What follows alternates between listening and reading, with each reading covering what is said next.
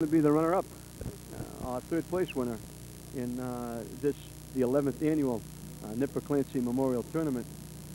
And while we got a second, I've got Dave Radigan standing next to me. He's been down talking to coaches, and it's kind of mixed emotions, Dave. We've got some of the seniors are playing their last game. Yuri Sanchez looking forward to the draft, but it's kind of mixed emotion with him getting out of school as well.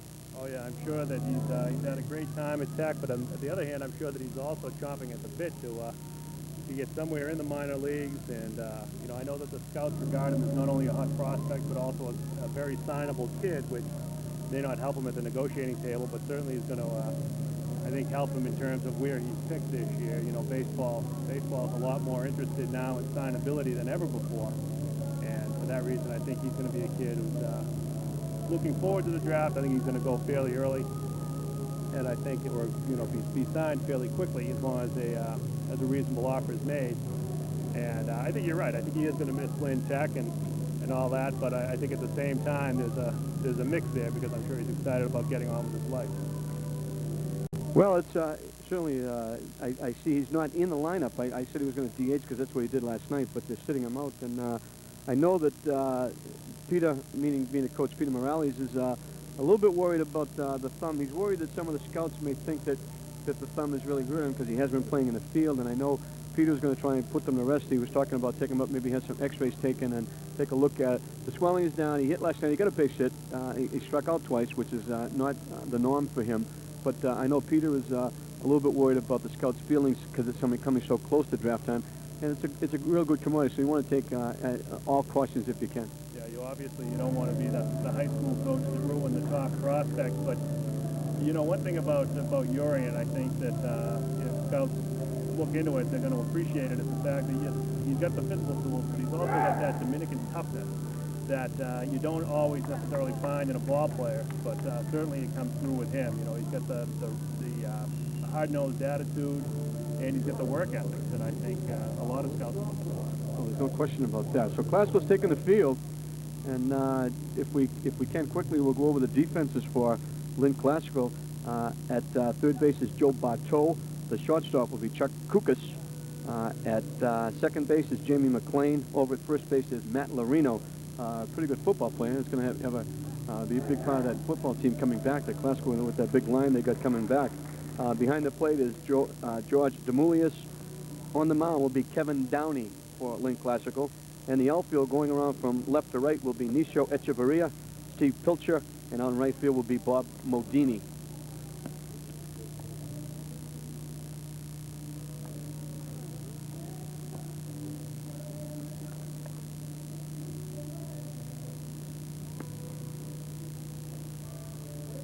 And Kevin Downey in the first inning will face Joe Sierra, who was last night's pitcher. Leading off the first three hitters, Mike Monks, Adam Judd.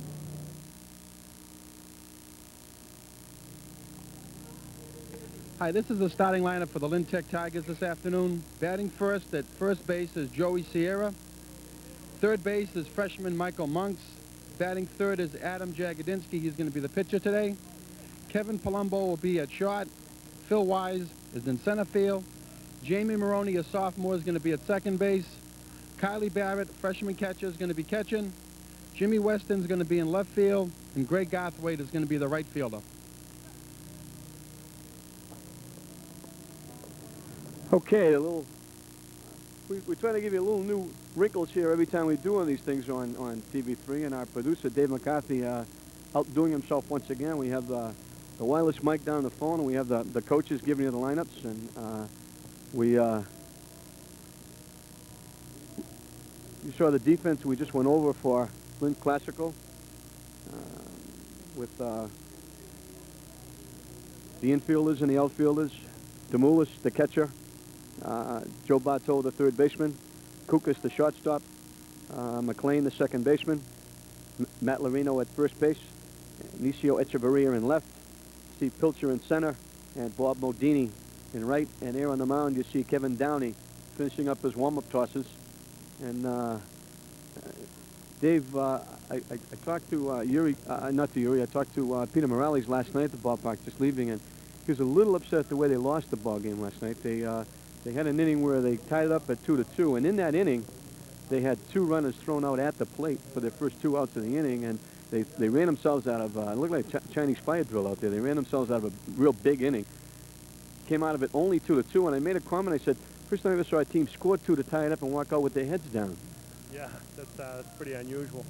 That's an unusual circumstance, but of course Tech is a pretty aggressive team. You know, they've got they've got some pretty good speed overall, and obviously you want to try and exploit it. Well, both runners right at the plate. I know there was a close game in close play in one of the games. Well, those weren't really close. There were runners that really shouldn't have gone with no outs, especially, and then the next inning, St. Mary's really got some key base hits, but they didn't get them until there were 2 outs. In fact, they didn't get them until what would have been the 3rd out was made. But they took advantage, as any good team will, and they jumped on Tech for 4 runs in the 6th inning and went on to win 6-2. And Richie Keel come in and put out a mini fire in the 7th inning, and so it'll be St. Mary's and English, the 2 teams with the streaks in the finals. And this is Joe Sierra, who takes the pitch, actually jumps out of the way, down around the ankles, all the way to the backstop. And Downey is behind. We mentioned this is the 11th Clancy tournament. Obviously there have been 10 former champions. St. Mary's has 5 of those championships, 4 in a row coming 1987 through 1990, and they're looking for their 5th straight, as we mentioned before. Sierra squares around, just fakes the bunt, taking all the way, takes a strike. North Reading is second in line with 2, and then Classical, Tech, and English all with 1 apiece. English will have a chance to add to that with being in the finals, looking for their 2nd one. North Reading will have to wait till next year. Again, Sierra taking all the way, takes a strike, and the count goes full at 3-2.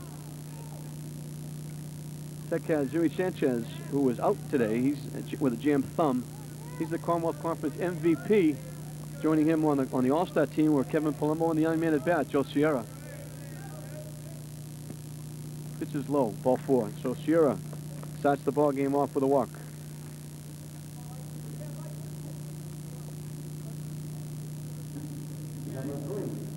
Classical, of course, ended their big, they had a 34-game losing streak that they ended with a big win over Saugus, and it was good to see the kids come through. Big style. They were extremely happy. I think they won the 7th game of the World Series, but they worked hard. They've been, and I've mentioned Dave many times that the easy thing to do, whether it's baseball, football, or basketball, is to show up when you're 10-0, 15-0, and leading the league and go into the state tournament. That's the easy thing to do. The hard thing to do is to get the kids to show up when they're not doing well. And Dickie Mag, as the football coaches of the Lynn teams do when they were down, did a good job of keeping morale up. Yeah, and Dick Mag has really been incredible for his persistence. I mean, he's pretty much kept this ball team, at least he's kept the program here at Classical. Interest has been down, and now, as you mentioned previously, this is a young team, and as Dick Mag mentioned, he's got some young kids coming up that hopefully are going to help bring the program back.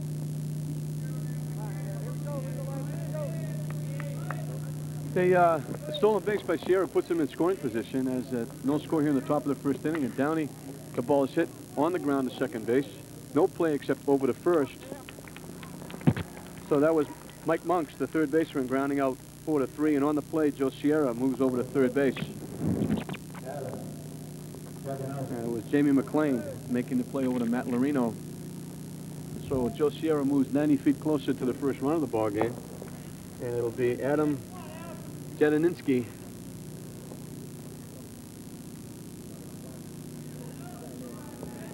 who will be the pitcher this afternoon for Lynn Tech. Takes the pitch high and inside for a ball. So the point I made with Peter being a little upset, you see a few new faces out there today. Some of the people who are in the starting lineup for Lynn Tech now find themselves on the bench. And Peter told me last night, he said at least 3 or 4 of the stars are not going to play. That's why you see Kevin Palumbo move over to shortstop from 3rd base, and Mike Monks, who's only a freshman, comes out and plays 3rd base. So they've got a couple of freshmen in the lineup. Kylie Barrett, the catcher. Mike Monks, the 3rd baseman for Lynn Tech, only freshman. So you can see the youth as he just dances away from that pitch, high and inside. Tech, of course, still has the tournament coming up. I'm sure that Coach Morales wants to get everybody sharp for the tournament, everybody focused. Yeah, and I think he's also trying to send a message to the kids to get ready for the tournament. And he's trying to get those, maybe a little wake-up call before the tournament comes. the young men as we see ball 4 to Adam. And here comes the second base runner by way of walk. Runners at first and third. And Kevin Palumbo, the shortstop, he's the most productive hitter for Lynn Tech. He's got he's up somewhere around 25, 27 RBIs for Lynn Tech, and he's their leading hitter. And he was the man they wanted up last night with the bases loaded when they trailed 2-0. He came through with a big base hit, knocking in 2 runs. And now he's up there with runners at first and third. And normally you might see the delayed steal or the direct steal. With the pitcher being the runner at first, we'll have to see what Peter does.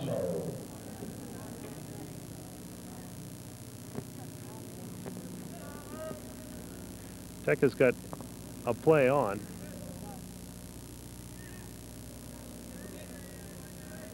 Could see hit and run here with Kevin, who handles the bat very well. Pitch is a little bit high for a ball.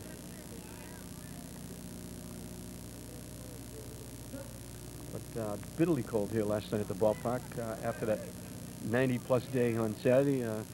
But there were a lot of fans here who braved the cold weather and saw some pretty good baseball here last night. In the dirt, 2-0 to Kevin Palumbo. There'll be some awards given out at the end of the night. We have the Skip Morrison MVP Award. Skip Morrison is another great man for, most notably for Post 6. He was involved with Post 6, which Clancy was involved with, as well as St. Mary's, for many, many years. And he was instrumental in keeping that Post 6 program alive, which is still alive today, going strong. And just a great, great man. The MVP Award is named after Skip Morrison. And we have Jack Barry. Pitches in for a strike, and Adam Jaganinsky easily into second base with the stolen base. That's a tough name. He may be called Adam just for the rest of the night, because I'm afraid I'm not doing him justice by trying to pronounce his last name. I should have found out before the ball game went down and made sure, but I was remiss and I didn't do it. And Kevin Palumbo becomes the third base runner by way of walk. And the bases are now loaded for Phil Wise, the center fielder.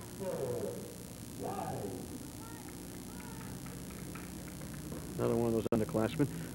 I mentioned Jack Barry. The Sportsmanship Award will be named after Jack Barry, and the Unsung Hero Award would very aptly named after Lou Falcoff, as most people remember.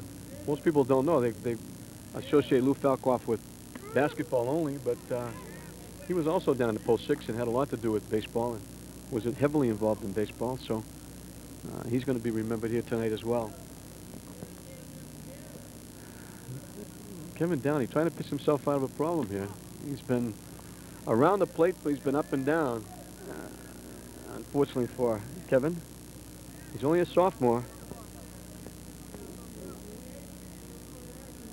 and has yet to find the groove. It's a little unnerving for the young man. I'm sure he wasn't expected to be in this situation. But now he's got himself a tough task. Bases loaded, 1 out, facing Phil Wise, and he falls behind to Phil Wise.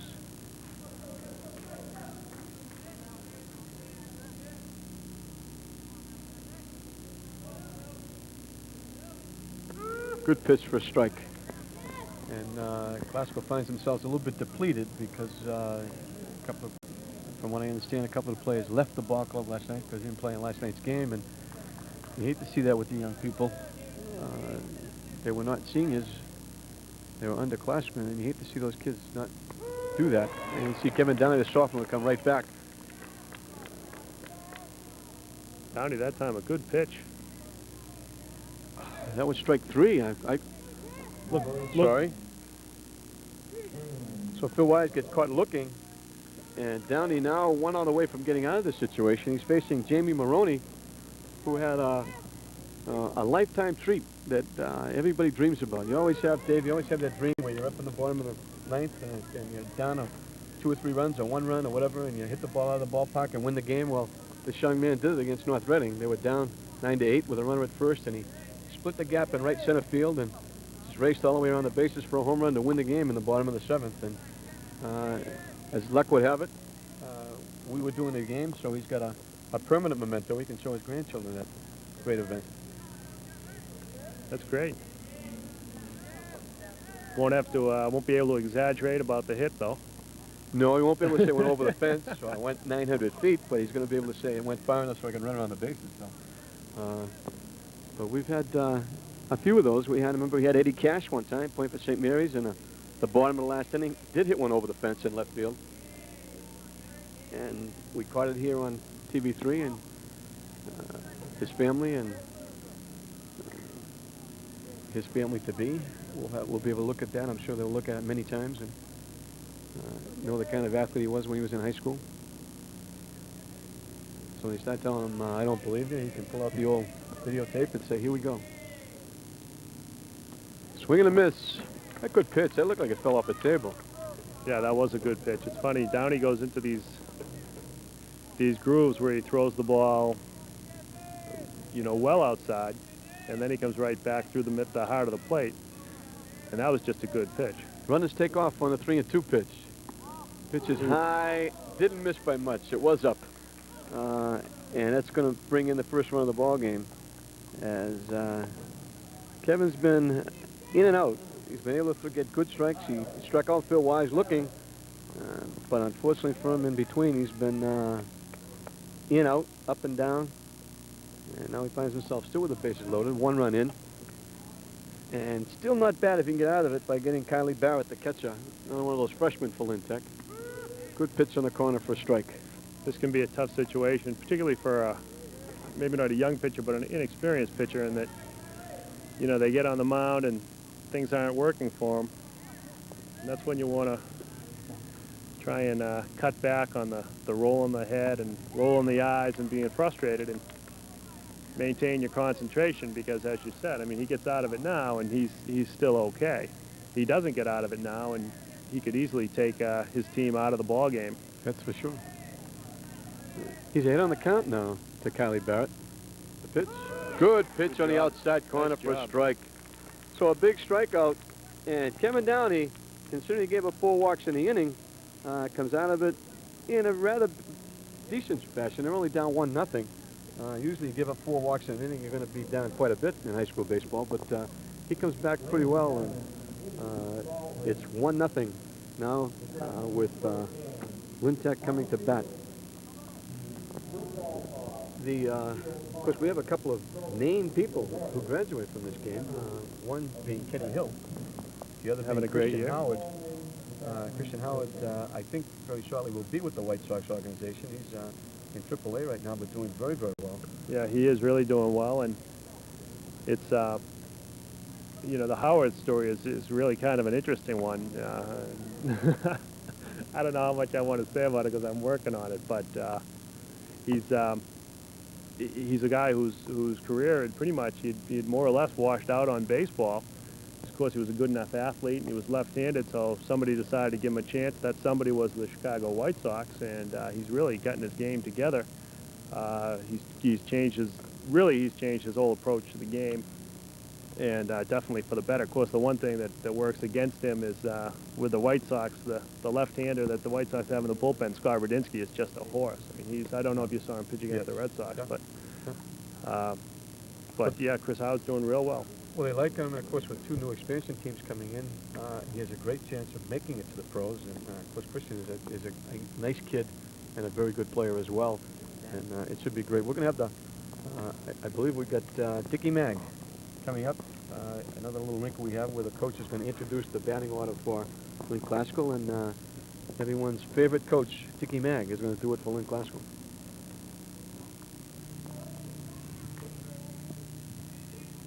Good afternoon and welcome to Frazier Field. I'm going to introduce the Lynn Classical baseball team, the starting lineup. Number 34, Chuck Kulkas, playing shortstop. He's a freshman. Batting second is Jamie Mcclain. He's a junior, and he's playing second base. Batting third is Nicio Echeverria. He's a junior, and he's playing right field. Batting fourth, our cleanup hitter, is Kevin Downey. He's a sophomore, and he's pitching. Batting fifth is Joe Bartow. He's playing third base, and he's a freshman. Batting sixth is Steve Pilcher. He's a freshman, and he's playing center field. Batting 7th, Matt Lorino. He's a sophomore, and he's playing first base. Batting 8th, George Demoulas, who's our catcher, and he's a junior. And batting 9th, Robert Medini, who's a sophomore, and he's playing right field. Thank you. Great job by Dickie Mag. And as you mentioned, it's Chuck Kukas, who was a shortstop leading off for Classical. He takes a pitch low and outside for a ball.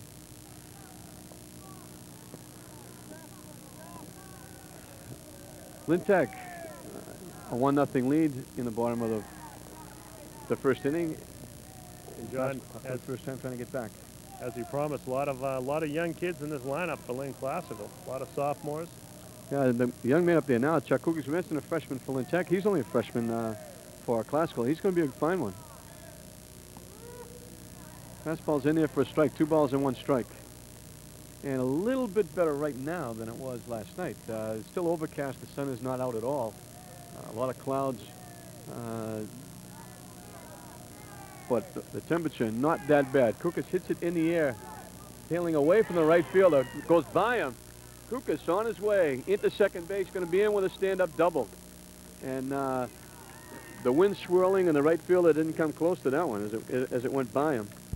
And Kukas leads the ball game off with the first hit of the ball game, a double to right field. That one might have had a little bit of a tail on it. Yeah, here's the replay here. You see that it actually turns the right fielder around, and when he finally gets back, he can't make it with the one last lunge. Good And job. Bob Modini chased it down, held it to a double anyway. I was going to say the way it bounced away from him, it could have been a triple. Jamie Mcclain, who was playing second base. He's a junior, another underclassman for Lynn Classical. He'll be trying at least to move the runner over to third base. Swings and misses on a pitch that might have been out of the strike zone. And the count goes to 1 ball and 1 strike.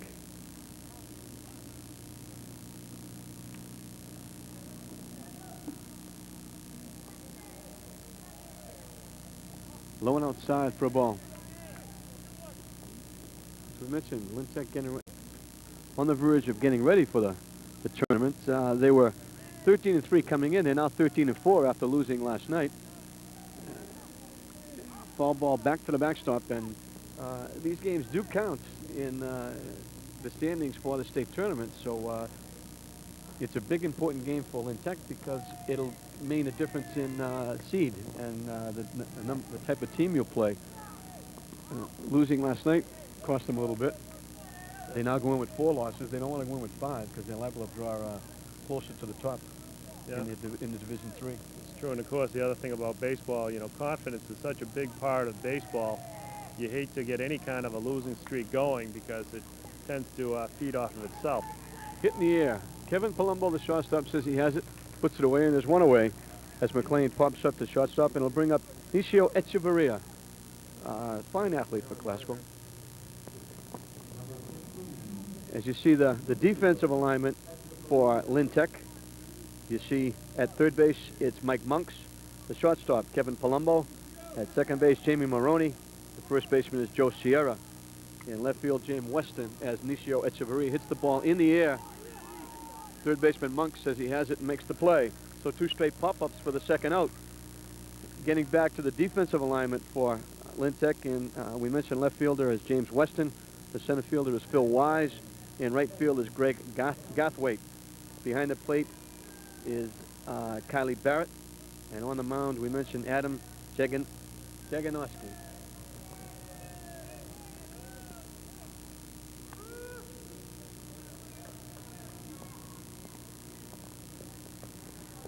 So as we mentioned before, he's going to be Adam from now on. That sounds like a good idea to me.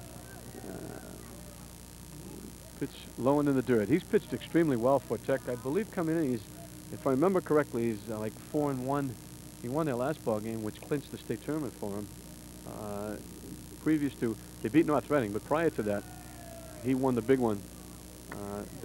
And he makes a nice play there. It looked like it was targeted up the middle for a base hit. Fields it himself over to Sierra, and Downey, the pitcher, is out 1-3.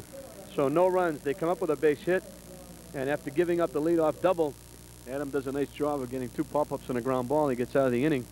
And Dave, we go back to the graduates of this Nipper Clancy tournament. We mentioned Christian Howard. Kenny Hill having just a terrific year.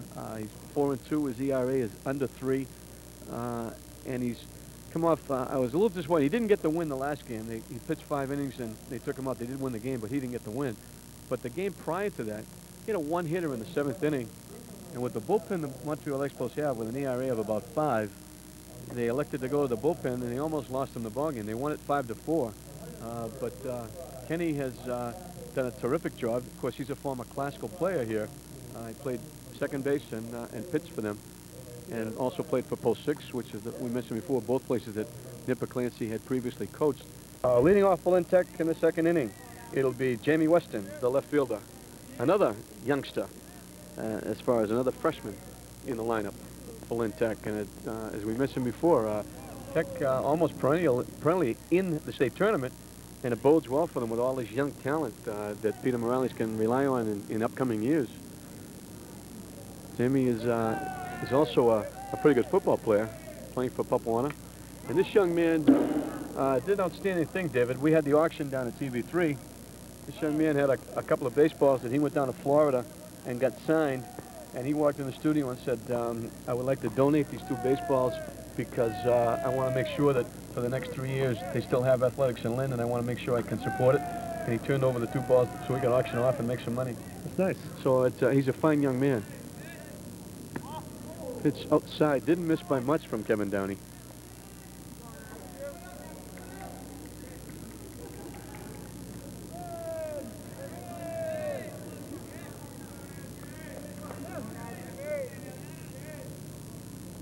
Low, the ball gets away from the catcher all the way to the backstop.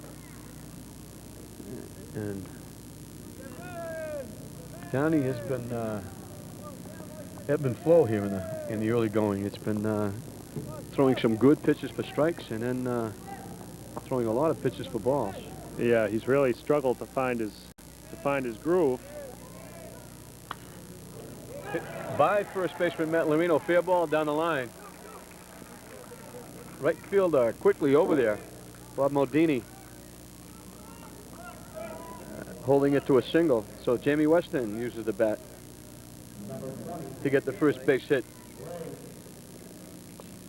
Hit the ball well, too. Take a look at this. Just goes with a pitch, line drive, past the first baseman and into right field. Now the pitch is on the outside part of the plate, just went with it. So now the 9th hitter in the lineup, Greg Gothwaite, excuse me, the right fielder. Now with a runner at first and nobody out, as Tech has their first hit of the game. Attempted pickoff. Weston dives back. Jamie not afraid to get down in the dirt. He's being a halfback. He's used to having contact and getting down and getting knocked down. Not afraid to get down there and get dirty.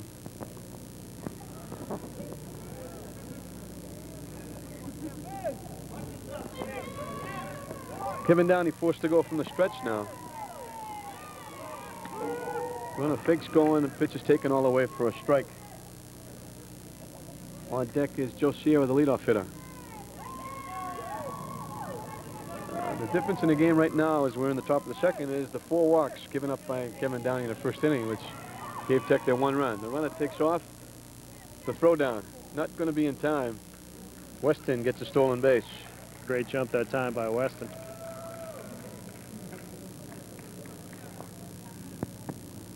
So now it'll be up to the 9th hitter, Greg Gothwaite, to try, and then you see the replay. Just a great jump that time by Weston. No real shot, although the throw actually makes it pretty close. Yeah, a little bit in front of the bag. Yeah, it looked like, I was just going to say, it looked like it was a lot closer, but the throw was up more towards the pitcher's mound, and he had to revert back, and he had no chance to get him. Yeah, I think it looked a little closer on replay because of the flat screen of from the TV than it actually was. So Weston now the runner at 2nd, and Gothwaite will try to move him at least to 3rd, maybe hit the ball to the right side. Or good pitch on the outside corner. The count goes full, 3 balls and 2 strikes to the right fielder from the Tigers. Kevin Downey looking for his 3rd strikeout.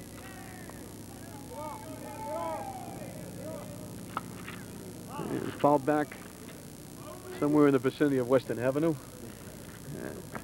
You know, I know every time they play the game stream and it's hit, the ADs are always saying, I hope we get that ball back. Somebody go get that ball.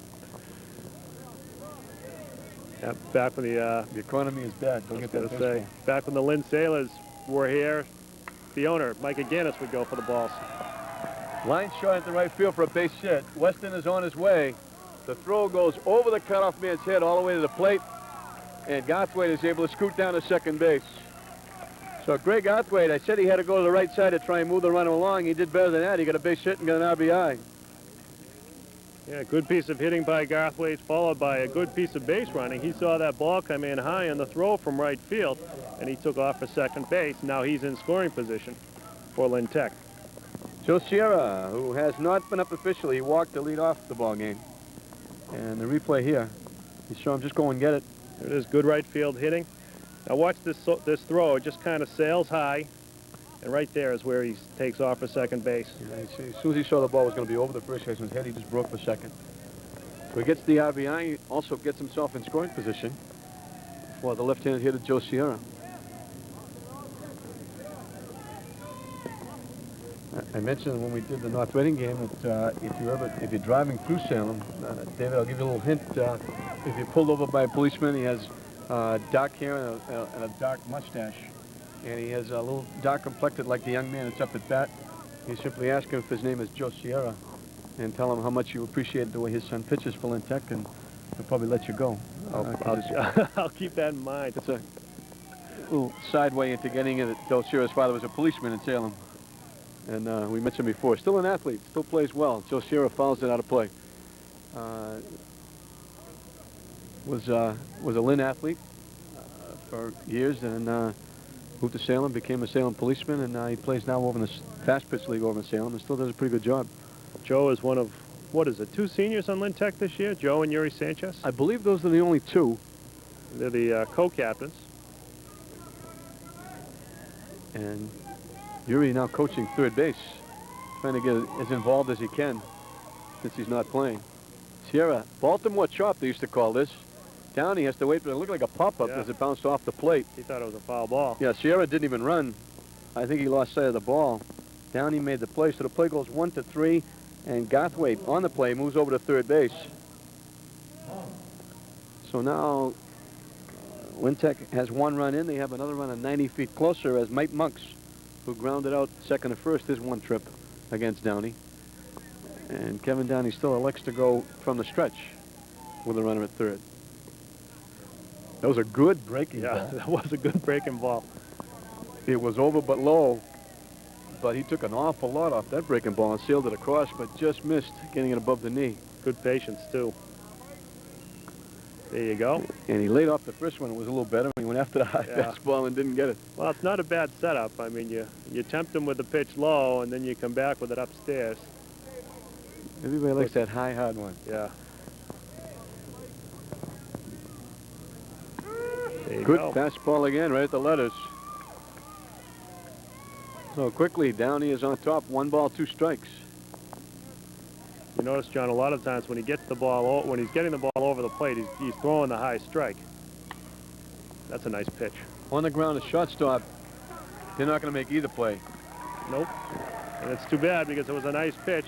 Threw him a curveball that was diving into the dirt, chopped it into the ground. Shortstop doesn't come up with the ball cleanly, and he beats it out. It looked like they might have a play at the runner coming home. He got a late break, and it might have been a case of he took his eye off the ball a little bit, the shortstop maybe, trying to make the play. And we mentioned before, that's Chris Kukis. He's only a freshman. Pitch high and inside for a ball. There's a stolen base. And another stolen base by Lynn Tech. Mike Monks puts himself in scoring position. And the voice you hear coming in from behind is Frank Carey. Hi, John. And Frank, we're looking at youngsters incorporated out here for both teams. Freshmen galore playing in this consolation game. And that really took a shot up. Actually, come up and bounced off the catcher's mask and rolled to the bench. And Mike Monks easily moves over to third base. So still only one away. Runner at third. 2 runs in this inning as Tech has jumped out in front 3-0. And Adam Jadonsky, and I've pronounced it 10 different ways so far. Jagodinsky. Jagodinsky. It's good you showed up. Having some Polish relatives familiar with that name. Right. I think that's how you said Jagodinsky. Oh, now we thought you did it with such force. No, it's Jagodinsky. Jagodinsky. We've been calling him Adam.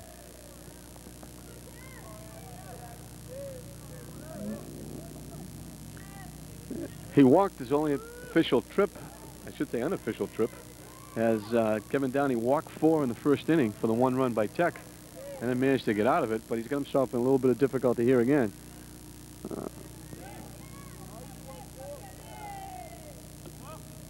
Ball's over but low for ball 4, so Adam gets his 2nd straight walk. Still only 1 away, and Kevin Palumbo, who walked back in the first inning.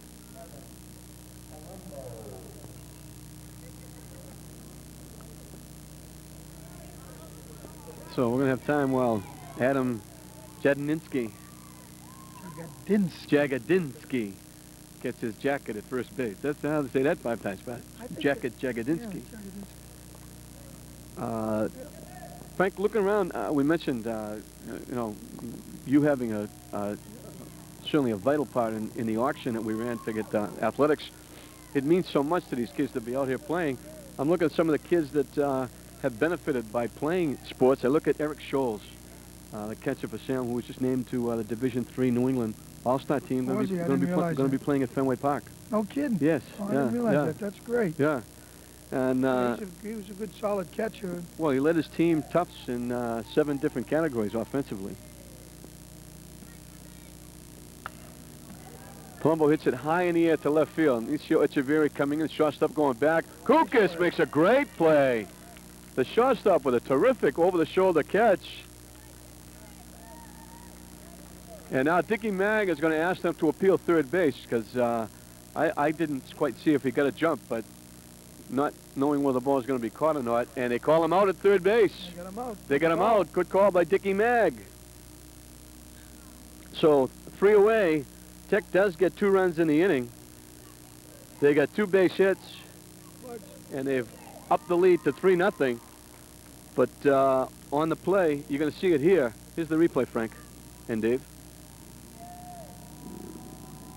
That's a nice play by a freshman. That's a nice play by anybody. Yeah, that's a tough play. Consider him in the background, and it's one of those days. It's really difficult to see the ball. I think when you get it up in the air with the clouds and the sun trying to get through and all of that. There's the run. You see the runner's already creeping. He never tagged up. Well, now we don't know. If we only saw the first part, we know he tagged. He did tag up, John. There's no question about that. No, the first part he creeped off. We don't know if he tagged up on time, though. Yes. I noticed on the umpiring crew, I'm not familiar with the home plate umpire, but the umpire on the bases is an old nemesis of ours when we played in the old North Shore League, Butch Giad. Yeah, but, you know, as I pointed out to our kids, I mean, certainly we wanted to win, and I probably wanted to win more than them coming from Lynn, but if we were going to lose, we had 2 big league games following that. One was actually for the championship. I told the kids that that game was behind us, and the games we really wanted to focus on was the next game, which was against Georgetown, and we did beat them 3-1 to win the championship. Joe Bartow, the third baseman, is the leadoff hitter in the 2nd inning for Classical as they try to come back from a 3-0 deficit. We're coming to you live from Frazier Field. This the consolation game of the 11th annual Nipper Clancy tournament. Lynn Tech taking on Classical. It'll be English taking on St. Mary's in the, as we told you before, in the Battle of Streaks coming up in the 2nd game. Looking at that same Salem team, Frank, Dave Angioramo, somebody who the people saw here on TV3 many times when Al Giatti had his run through the tournaments a couple of times. I know with Angioramo after Juden, they wondered where the pitching was going to come from, and Angioramo took him to the Eastern Mass Finals his year. He was elected All-Ivy and also made the Eastern Intercollegiate All-Star team. And that's a big feather in the cap of Dave Angioramo. I know I talked to Butch. I know he had kept me informed that he was pitching well and having a good year. He played against one of my former players who was the starting catcher at Princeton, Scotty Hayes. Right. And another one of my players was at Cornell playing this year. And they both spoke highly of him. She also got to play against Harvard, which is Mike Giardi. Yeah. Yeah, right. So that must have been a pretty good reunion for those kids. Joe Bartel went down on strikes. This is Steve Pilcher, the center fielder, who was the hitter for Classical, with Matt Larino, the first baseman, on deck. I saw recently, John, where Pilcher was selected for the Mariners team to play in that on that AAU AAU team that will be playing in the Nationals sometime this summer. They generally have quite an array of talent. I know they go all over New England looking for the best players.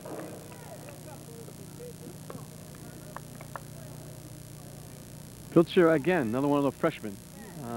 We have quite a few of them here. We already mentioned Kukas. Joe Bato is also a freshman.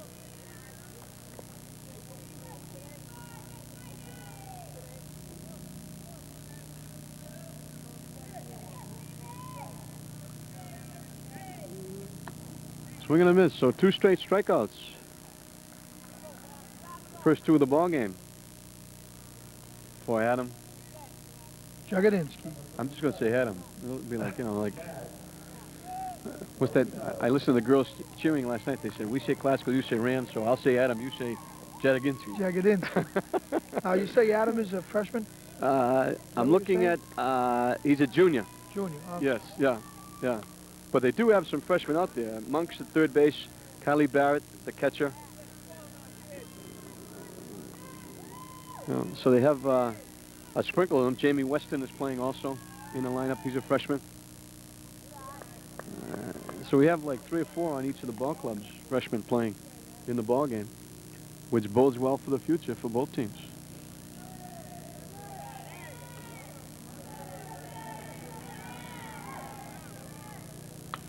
Larino hits it in the air to right center field. Making the play out there is Phil Wise, the center fielder. So Matt Larino flies out the center. It's a 1-2-3 inning. And it's still 3-0 after 2 complete innings. And looking at Matt Larino flying out, I remember he had some relatives who were pretty fair athletes. I remember Frank Larino starting off with. Frank was back in my age group. He played at a very good friend of mine, played at English High School, was a great football player. Billy Larino followed him, and of course Father Eddie Larino also. All 3 of them played at English. And now Maddie's playing at Classical.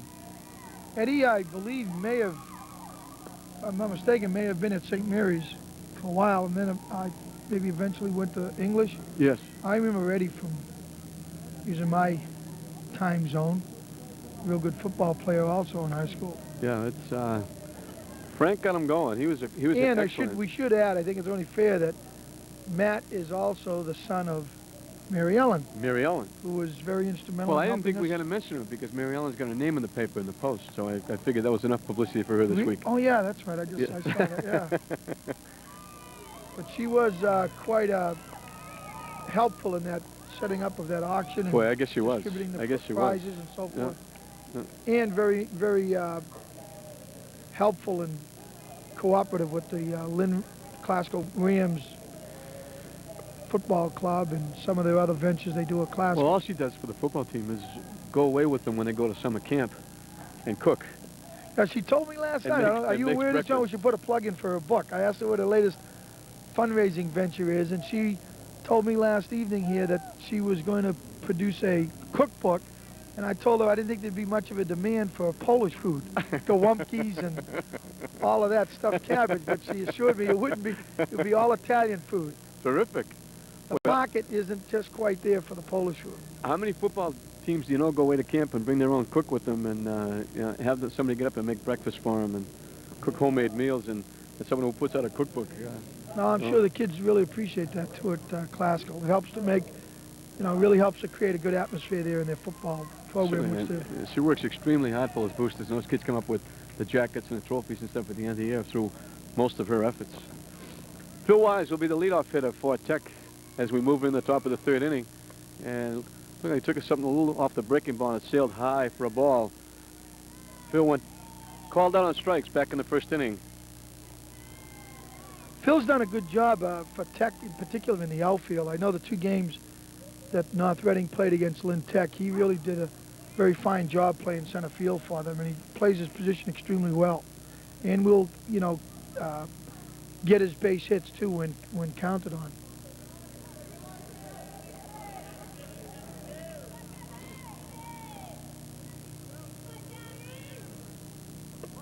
Pitch is outside for a ball.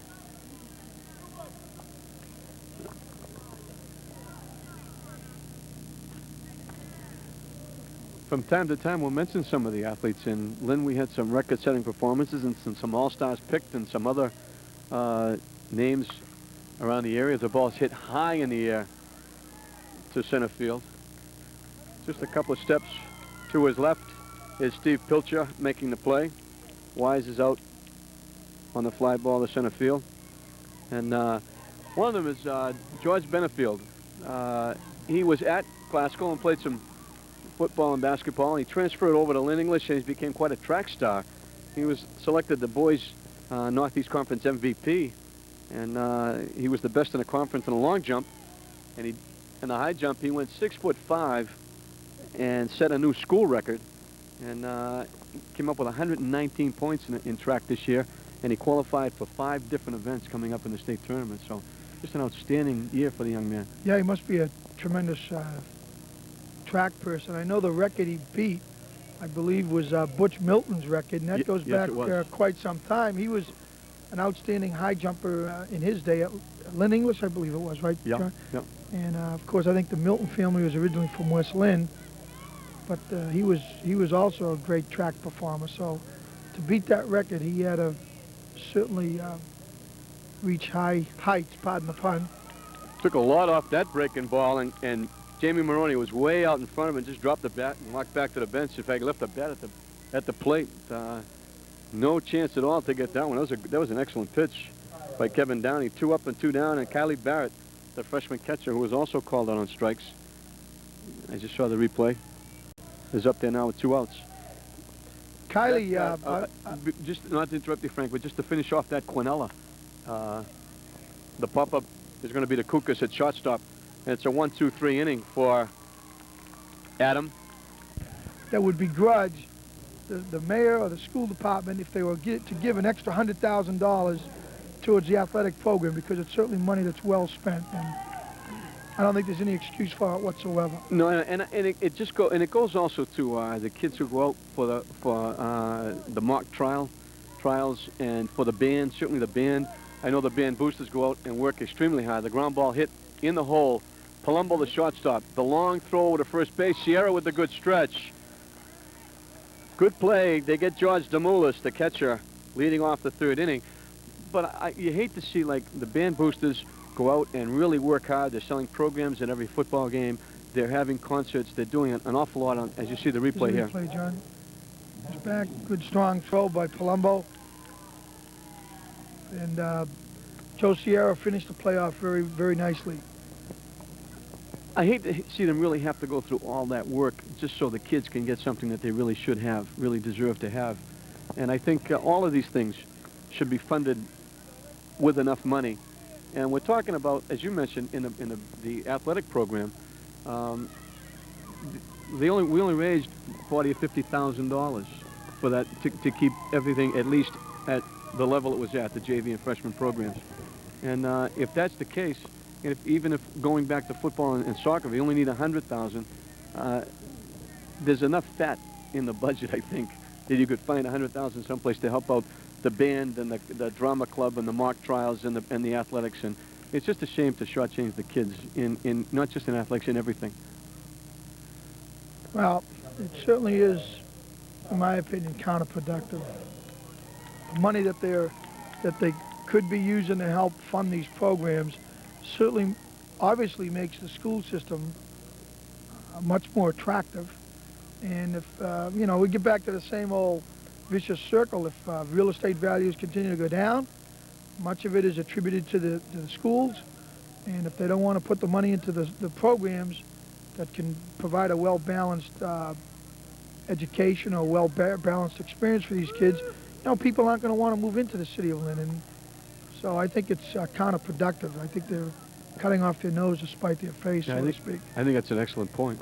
And I just hope somebody finally wakes up and realizes that nobody wants to say it, but if we say it long enough and enough times, maybe somebody will finally hear us, and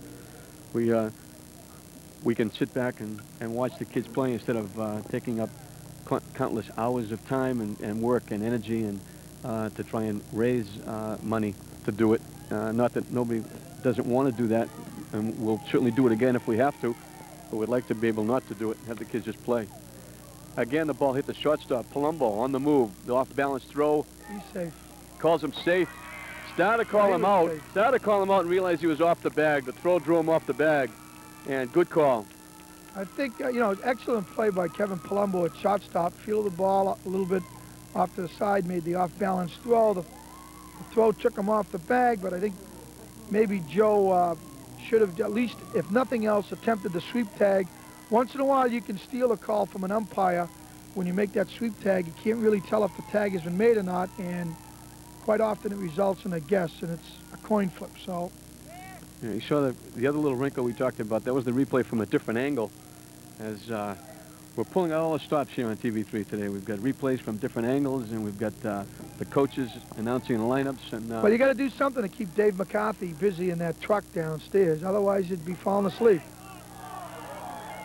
Bang, bang play at first, and we may have been in a better position than the umpire to call that one, Frank, but it's going to be an out. Jamie Mcclain is going to be retired, and the classical fans certainly didn't like it.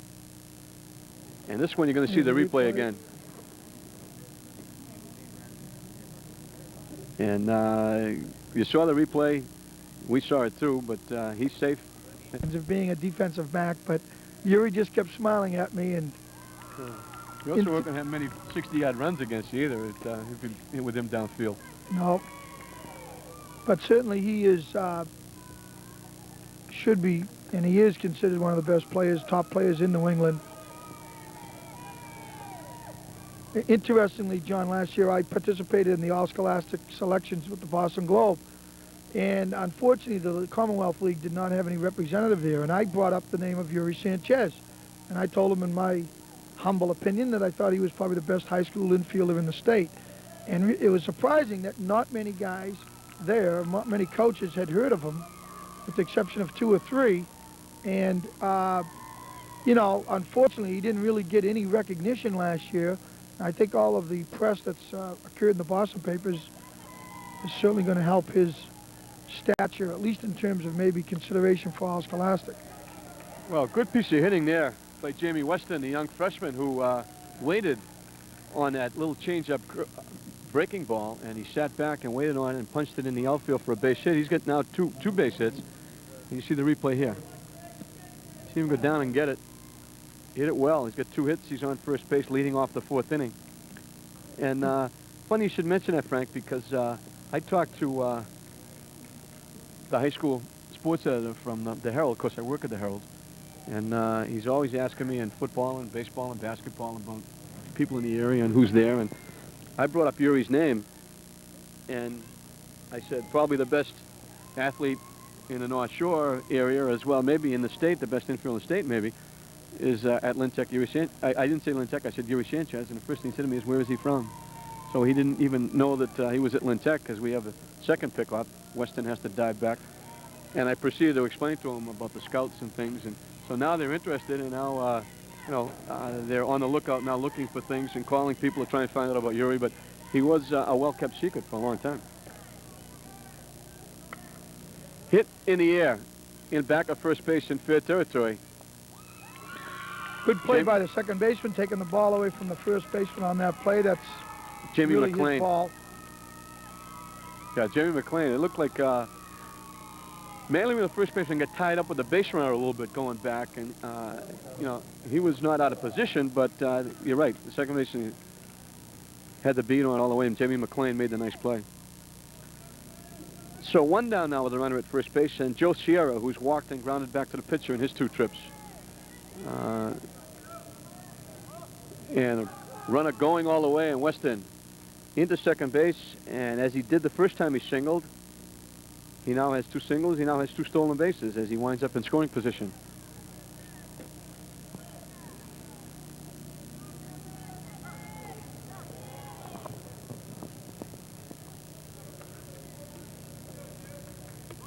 Inside for a ball to Joe Sierra.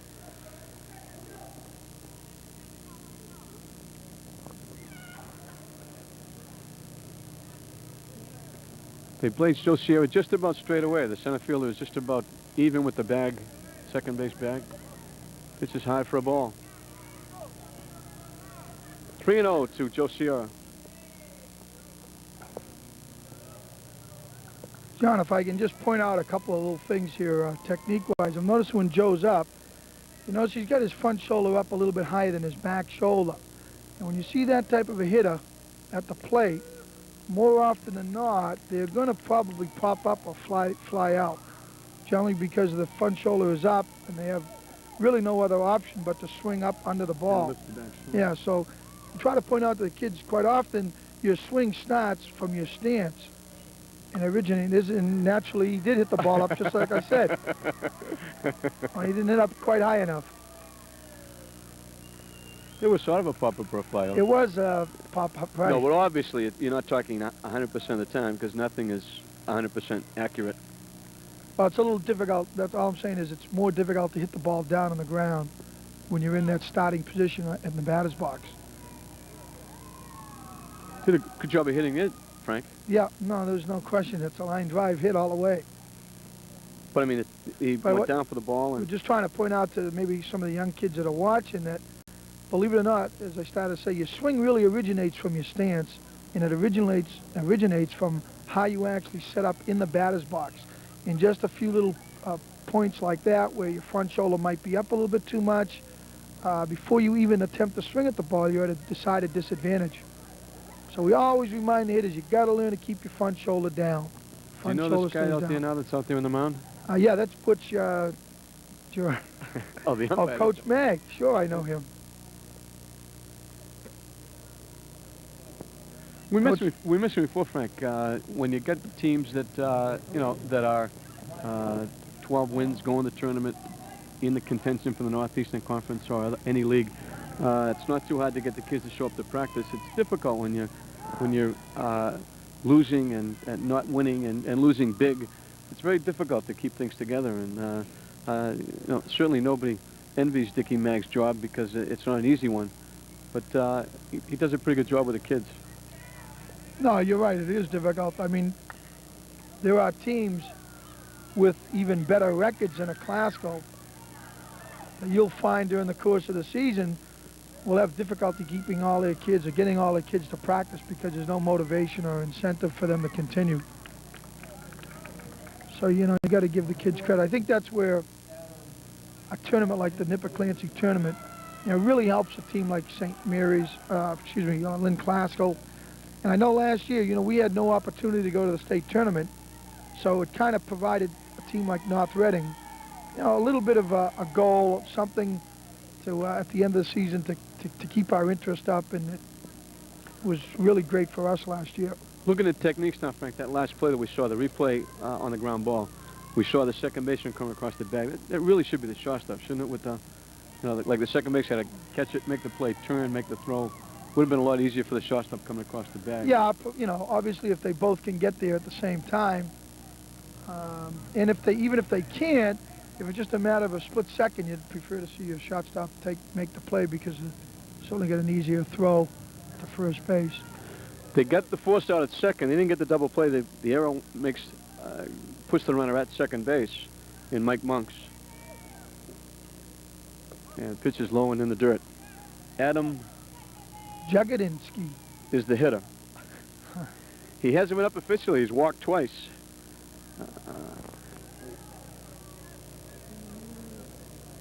He's up there now with a runner in scoring position. Lynn Tech has added to their 3-0 lead. They now lead 4-0.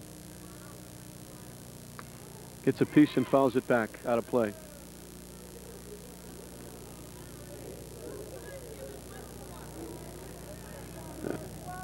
So Kevin Downey shows pretty good poise in him out, Frank. He's only a sophomore. He's getting in trouble, and you'd never know it by watching him pitch. He doesn't really get flustered. He's got the same type of temperament out there, which is good. We scrimmaged Classical earlier in the year, and he had pitched against us in the scrimmage, and he did a good job. He seems to always be around the plate, and as you mentioned, the fact that he's only a sophomore, he's certainly going to continue to get better each year, get stronger, get a little bit better. He's shown us a pretty good breaking ball, especially when he takes something off it. He's got a nice changeup to throw the curveball. He walks the batter. That's the third straight time Adam has walked. He becomes the runner at first, so runs at first and second now with 2 out. And Kevin Palumbo, who has walked and popped up to shortstop, and it makes it sound like a pop at the shortstop. That's when Mr. Kukas went all the way up in medium range left field and made that fine over-the-shoulder catch, and actually turned into a double play when the runner at third was called off for not tagging up. We mentioned also that Kevin had the big hit last night when Tech made their comeback to tie the game at 2. We got a base hit to tie it up. Good stop by the catcher. Nice job blocking the ball. He got down, kept the ball out in front of him, used his chest protector well, and because of the pretty good technique, he was able to prevent the runners from advancing. It's George Demoulas.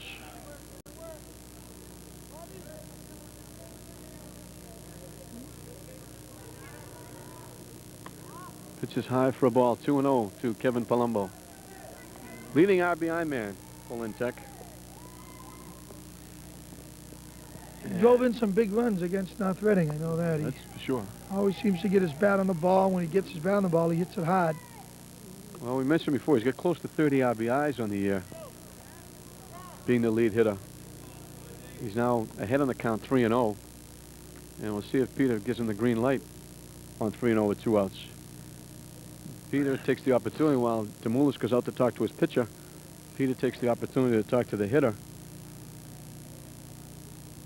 We're in the top of the 4th inning. Lynn Tech has built up a 4-0 lead. They've scored once in this inning. They have runners at first and second.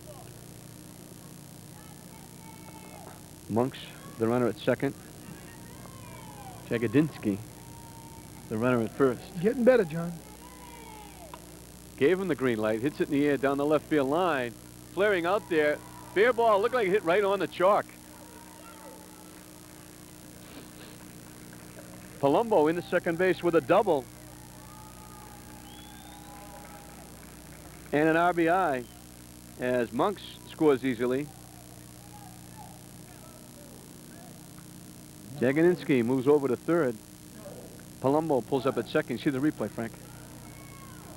Yeah, that's a place that I don't think he got that ball in on Kevin, and that's the one place that he really likes to attack the ball in on him.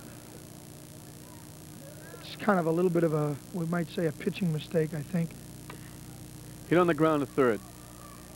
The long throw Nice across play. the diamond. The play goes 5-3. Phil Wise is out. But Lynn Tech picks up 2 more runs. Palumbo gets an RBI double. Joe Sierra got an RBI single in the inning. Those were they had 3 hits in the inning. Jamie Weston, of course, led off with a single and scored. So we played 3.5 innings. It's now 5-0 Lynn Tech on top. Here's a man who's been doing it year after year after year, and it seems like almost like most people call it a factory. As the ground ball deep in the shortstop, not going to have a chance. And Nisio Echeverria, that's the first base hit of the ball game for Lynn Classical. It comes in the bottom of the 4th inning. And there's a base runner with nobody out in the bottom of the 4th. But you're right. It's like one big happy family over there. And he mixes in well. And I think his hat size is probably the same hat size as it was when he started out coaching. Well, yeah, that I can attest to. Unlike us baseball coaches that have very, very high egos, Eddie Eddie is the type of guy. He's really down to earth, and he hasn't let any of his success really go to his head. And I think that's, again, one of the reasons why the kids really enjoy playing for him over there. That he just feels that he's just a part of the team and that he is not the team. And he lets the kids do all the playing. You saw the replay of the ground ball deep in the hole. Palumbo had no chance, even if he fielded it cleanly, to make the play. And then Kevin Downey promptly follows with a line shot to left field. So back-to-back hits in the bottom of the fourth inning put runners at first and second. And Joe Bartow, the third baseman, will be the hitter for Classical as they try to scratch their way back. They trail 5-0. And Joe Bartow has been up once in the second inning, went down swinging.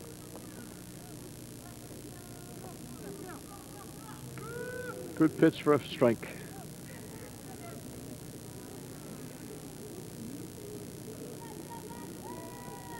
And I think Peter Morale saw something he didn't like. He's going to come out and talk to his pitcher. A little confab on the mound. And another one of those Salem kids, Frank, that I started to think of, Jaron Howard, the catcher, went down to the community college in Rhode Island. He's playing in the World Series this weekend. He had a little bit of a slump going in, but I talked to his father at the All-Star softball game the other night, and he had a triple and 2 singles in the game they lost, the opening game that they lost. But he had a big game. He's had quite an experience. And wasn't that where Joey Shipp went?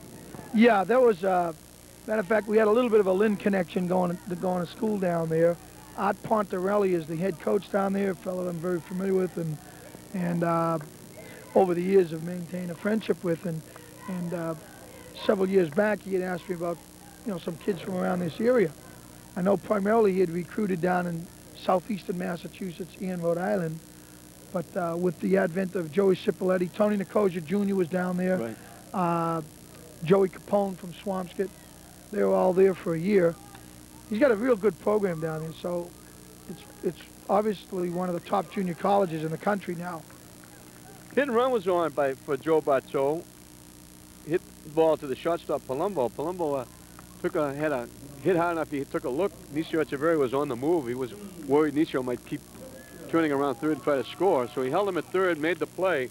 Bartow was out, but now there's runners at second, third. As you see the replay, you see him hold the runner and make the strong throw and just nipped Bartow.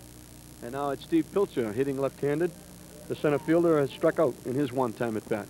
By the way, John, when talking about Rhode Island Community College, I believe Riel Cormier, pitcher for the St. Louis Cardinals, is a product of Rhode Island Community College. Yeah, it's quite a program down there for baseball. I know Jaron Howard said the coach really has done a nice job with him. He started down there in January.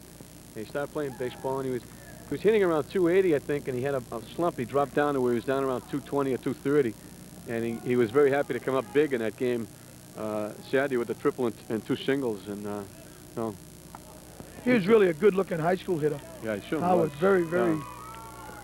Very dangerous at the plate. He got a lot of big hits for Al Giatti at Salem, and was a pretty good catcher, too. Yeah.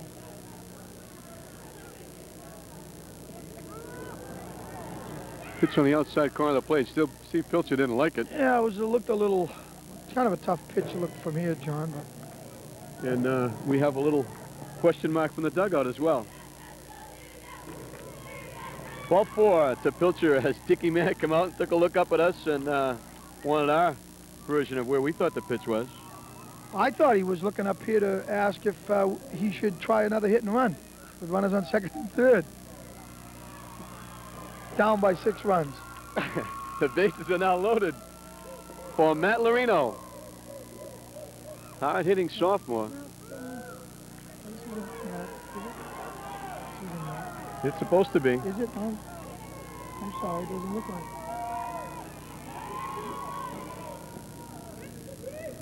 That's not. It's not Matt. It's Nick Papalumbros. They snuck a pinch hitter in on us. Another defensive tackle. The Classical. Well, I guess he was. He had a great year. Ball is over but low. This is a key spot here, obviously, John. If Classical can get themselves a base hit, they can get themselves back into the ball game and provide a little offensive spark for this club. And, we remember what happened last year, Tech versus Classical. It took Tech right down to the last out to win that ball game. Yeah, they certainly did. Yeah, that's for sure. The pop up to the shortstop. There's two-way now, and it'll be catcher George Demoulas.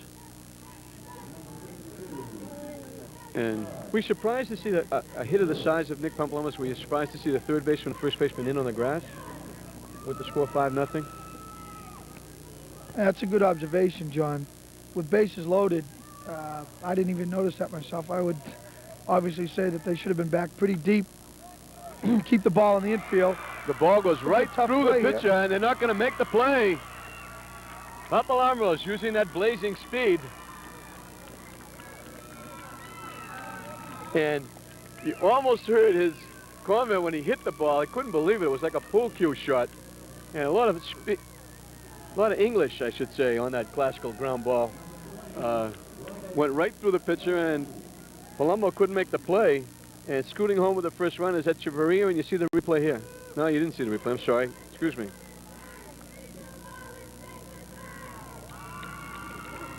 So they still have the bases loaded. Now it's Bob Medini, the right fielder, who was the hitter. Hits it in the air, down the right field line, hooking foul. Can't help but notice, John, with a lot of the classical players, and even some of the tech players for that matter, in particular the younger kids, they're doing what we call a lot of arm swinging. They're swinging primarily with their arms, and it's creating a long arc to the ball, which results in a slow bat.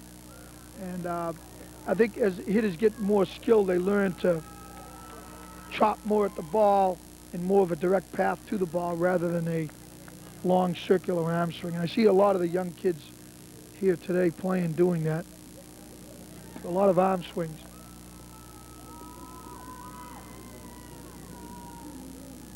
Three on, 2 out.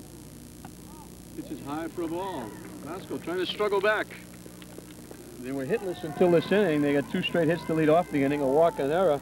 They got them a run in with the bases loaded. What Bobby does do well, though, if, well, we can't. I'm going to wait one more pitch here. Ball goes by the catcher. The second runner's going to score. The runners are going to move up. Devin Downey scores the second run of the inning. What Bobby does do well from a technique standpoint, I'm sure Coach Maggs worked with him on this, if your viewing audience would notice when the ball is released from the pitcher, just prior to the release of the ball, he initiates his stride, and he gets his stride foot out where it belongs. What a lot of young hitters will do is they will stride as the ball comes to them, and from a technical standpoint, that's incorrect. So if you watch Bobby here, he takes that stride before the release, and then he's in a good hitting position prior to the ball coming to him, which is something, again, I'm sure Coach Maggs worked with him on. Thank you, Dave.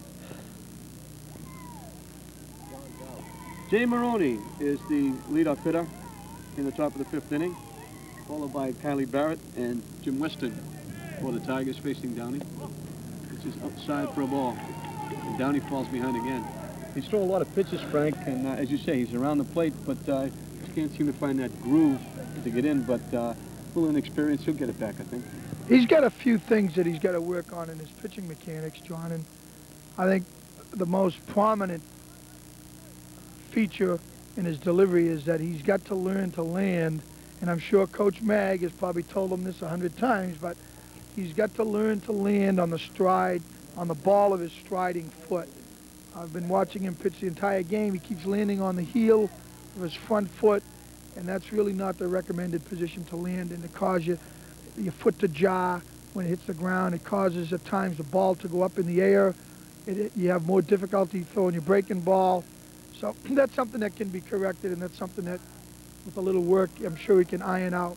And that one looked almost doomed from the start, Frank. He was, in that case, he never really followed through on the throw. It was almost like he threw it from up around his eyebrow as he was making his turn, and the ball stayed high and went over the first baseman's head. Well, I'll be honest, I think that might have been close to a balk because, you know, the rules state that you've got to step directly to first base, and he didn't really step. He kind of a half step to first and threw around his body.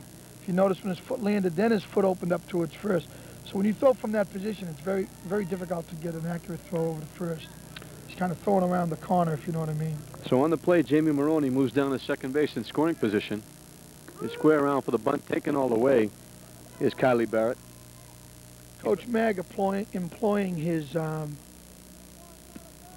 wouldn't call it a trick defense. Actually, it's a standard defense, but what he's doing in the potential of a bunt here, he had his third baseman charge, shortstop covering third, And now he's taken that defense off, and he's gone back to playing it traditionally straight, in a straight manner, where the pitcher has to get the bunt and go to third in the event the runner moves up. See, a lot of major league teams use that particular defense that they just showed. Pitch is low into the dirt. Barrett with the ball at his feet finally. I was trying to tell you earlier, John, about Kyle, is that being a catcher at Lynn Tech, he comes from very good lineage. I don't know if you realize who his uncle is. The legendary George Buddy Papagelis, one of our former teammates and very likable young man. Not Kyle, his uncle George. They get a piece of Barrett. So the hit by the pitcher puts him on first base. We have runners at first and second. And, of course, Pappy was a pretty fair catcher in his own right. Yeah, he wasn't really one of the better ones that you and I have played with, but he was adequate, and he was certainly always a pleasure to play with because of his disposition. Yes, yeah, I mean, he never threw the ball back high to Very, make the mound. very pleasant to pitch to. Yeah. You know, always very compassionate and comforting if you happen to walk a guy with the bases loaded. Yes, it was almost like there was more pressure put on you by him catching than the opposition hitting, because if it didn't have to walk with the bases loaded. If you didn't put it where he wanted it, I used to get out of the way and let you outfielders throw the ball back. I didn't want to catch the ball being thrown back by him.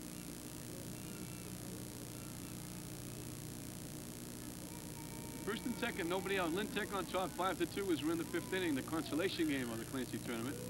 This was in there for strike. That time, Frank, they had the third baseman charging with the shortstop covering.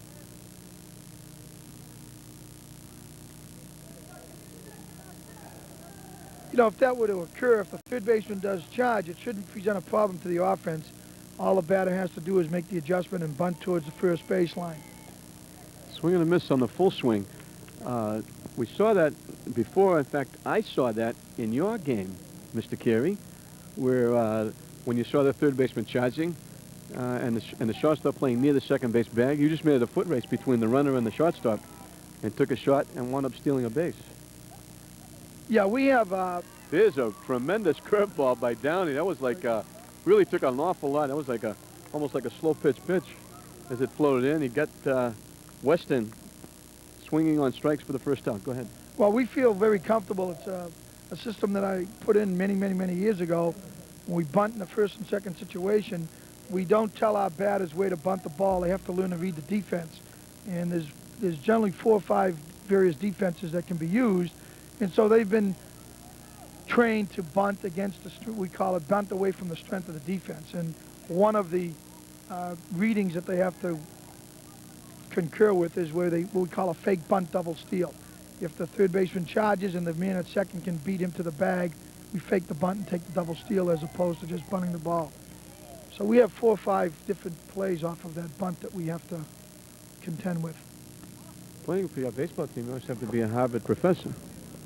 I remember Michael Giardi telling me about the calls you got to make, and Mike Lynch telling me about the calls the quarterback has to make and the number of plays that the quarterback has to remember in the Harvard scheme of things. And it sounds like the same thing in North Reading baseball. Well, I'll tell you quite honestly, I think, John, we do a lot of things that many college teams don't even do or don't even attempt to do. But certainly it helps if you have personnel and talent. But in order to use those type of things, you have to have kids that are very cognizant, and you have to have kids that are very sharp. And they've got to be able to understand what they say, because that happens to be one aspect of the game. But well, you've had quite a few, because you've won a few championships along the way and got a few honors along the way as well. So it must be working. Greg Garthwaite, who has an RBI single back in the 2nd inning and popped up the second, is up there now with runners at 2nd and 3rd after the wild pitch. Pitch is high for a ball, and they walk him.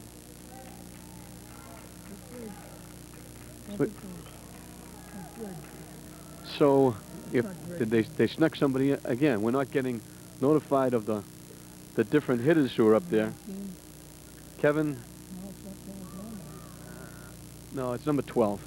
And number 12 is Mike Jameson, the freshman, who was up in that situation. Coach Mag now out on the mound talking to his pitcher. It looks like to us he's bringing in Steve Pilcher. Well, again, last year's game was a classic example of that, with Tech behind going into that last at-bat against Glasgow. There was certainly a lot of pressure, and then Jay Murphy come up and got that big hit. The big hit on the left field line. Yep. But that certainly would have made Glasgow's season to finish up on that high note. Pilcher coming in, throwing 2 strikes past Sierra. Lefty versus lefty.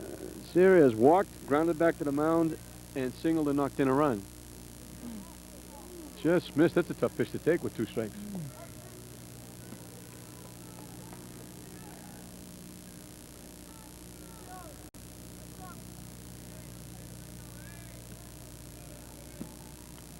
Just got a piece of it and stayed alive at the plate.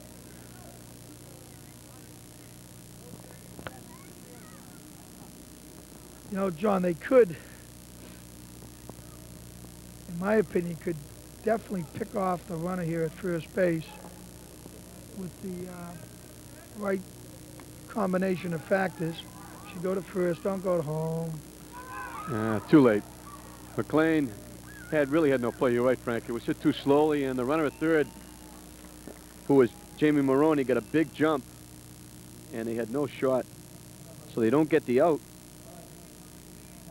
And we still have the bases loaded now, as Joe Sierra reaches on the fielder's choice. Here's the replay, Frank.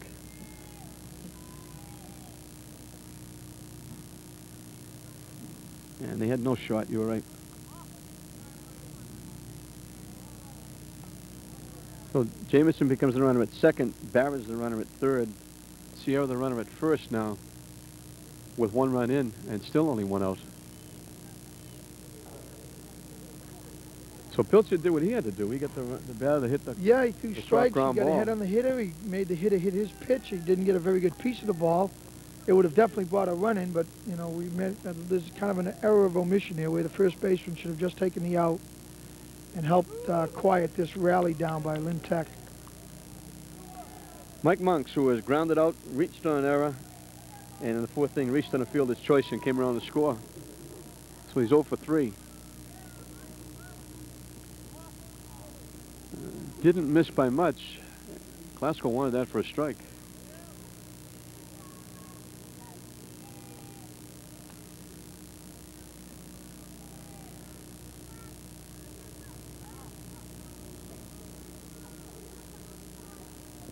See, now there's again, you got a freshman on the mound, and he's kind of letting his emotions a little bit take over here. And as you get a little bit older, get a little more experience, you learn that even if an umpire squeezes you a little bit, you can't show that type of emotion on the mound, because in a real tight game, it's only going to cause more problems. The umpire will start to squeeze you a little bit more, and I've seen it done many, many times by umpires, whether it's on purpose or just human nature. But I think Stevie's got to learn that if he gets victimized on a call by the ump, he's just got to take it as part of the game.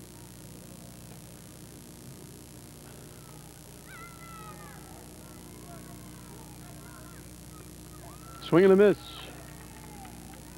by Adam Jagadinsky. Okay. Just want to make sure we're still in sync. Watch, we'll get all kinds of phone calls tomorrow that we're pronouncing it wrong. Probably. At least now I can blame it on you.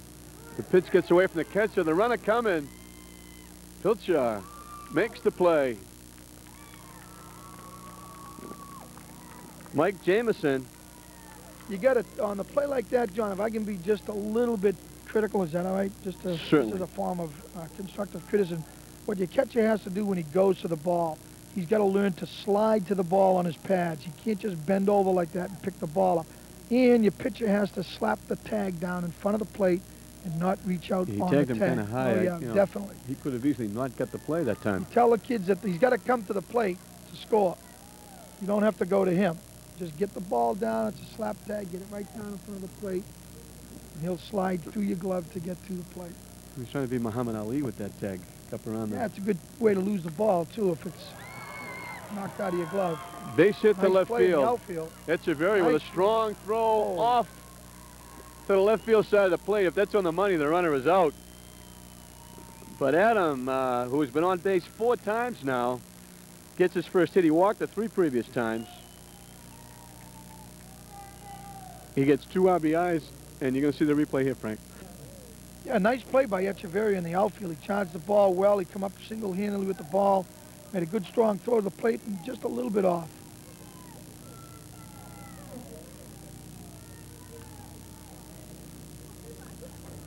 So 4 runs in the inning.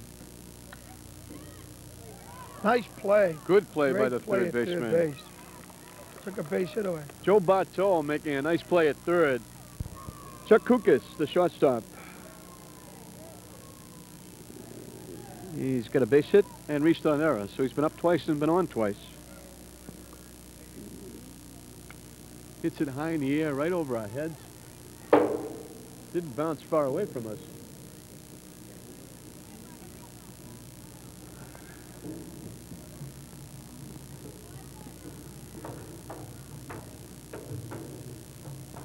It's good to see Howie. I was just going to say that, John. It's really great to see Howie Grubb back here at the baseball stadium when, last in time his I saw him intimidating fashion. here, last time I saw him here, you interviewed him. Yeah, that was quite an interview a couple of years ago, John. It's good to see that Howie's out, though, and He looked good. feeling well. And certainly I would say over the years he has been instrumental in a lot of classical victories just from that very perch up here at Frazier Field. He's gone on a lot of pitches and tackled a lot of batters and football and basketball as well. I mean, we can remember games where Howie actually got escorted out by the police I remember basketball games. to take him out. I remember basketball games when he was after people shooting foul shots and they physically removed him from the premises. You're right. You're right. But honored a while ago for his great support of classical athletics and well, he should have been. And he wears that classical jacket proudly. Oh, he's very proud of his West Lynn roots. I know when I coached at Shoemaker Post for 4 years in Legion, I used to kid Howie all the time about trying to come over with us, come over and work with Post 345, and he would absolutely have nothing to do with it. He wanted to stay at Post 6 and Lynn Classical. That's where he wanted to be. That's for sure. He's as much a name in the athletic scene as Harry Aganis is. You know, people will mention Harry Aganis, somebody mentions Howie. We know Howie. Kukas is down on strikes. It'll bring up Jamie Mcclain. And he has popped up and grounded out in his 2 attempts.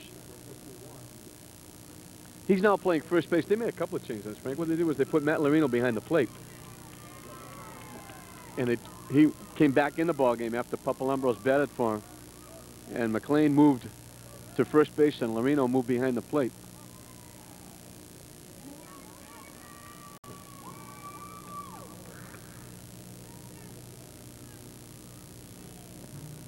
And a pretty good crowd here for this game, Frank. Even when people say it's only a consolation game, I noticed the classical contingent brought a good group of cheerleaders.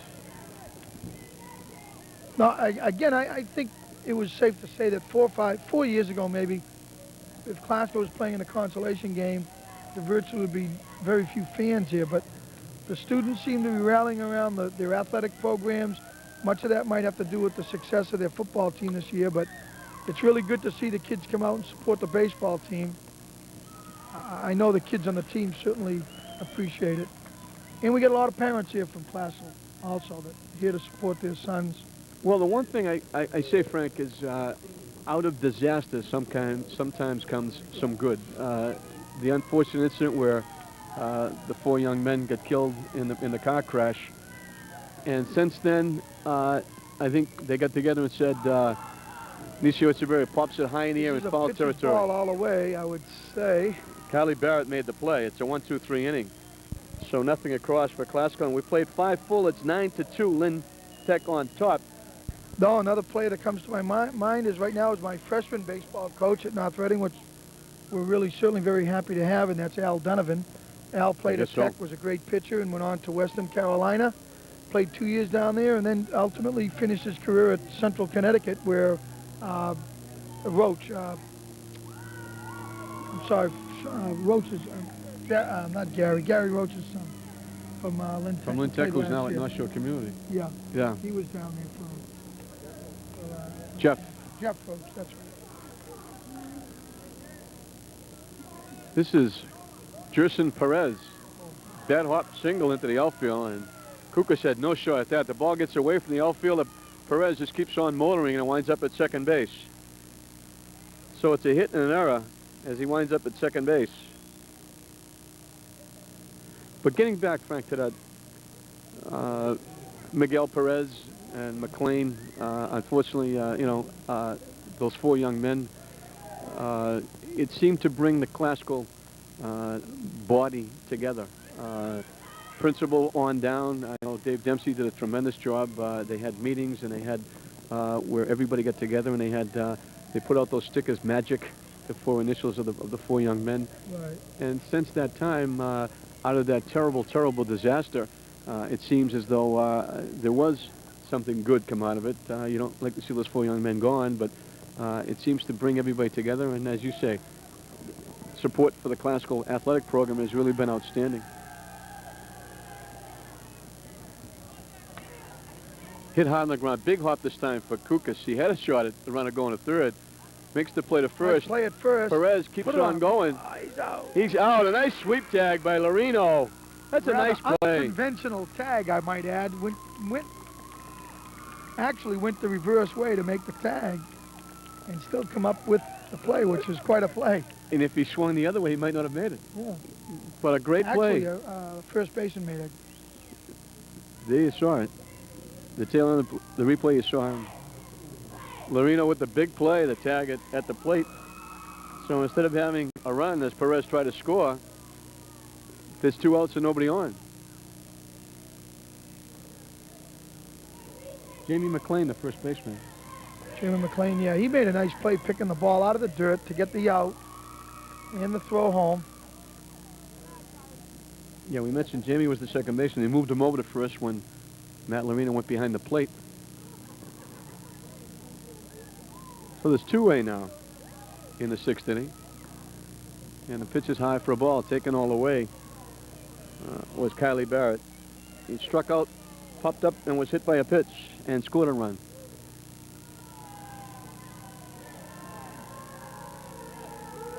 Good pitch on the inside corner for a strike. And Frank, I'm watching a Lynn Tech bench to the wave. Everybody in unison was doing the wave back in the Lynn Tech dugout. Swing and a miss by Barrett. Breaking ball. Pilcher. You look at Pilcher, who's only a freshman. Yeah, you see the wave in the dugout.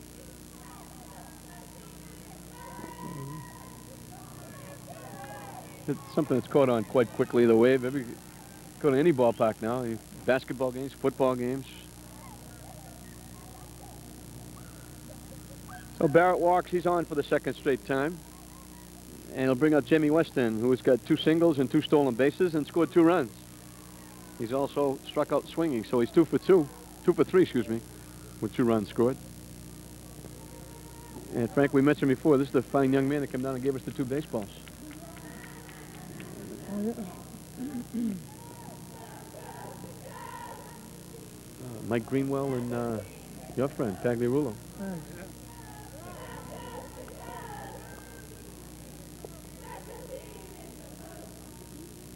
A lot of spirit from the classical cheering section over here. That's for sure. In the middle of that is Yanni Baker's daughter, Kristen, who's a pretty good pitcher. We talked about her making the All-Star team. Good pitcher on the inside corner.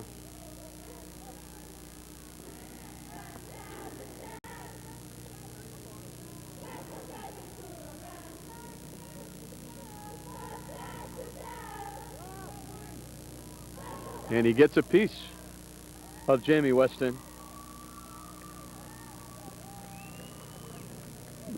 Kind of getting hurt seriously there, John. There's an example where, again, you try to teach your hitters on an inside pitch to turn away from the ball.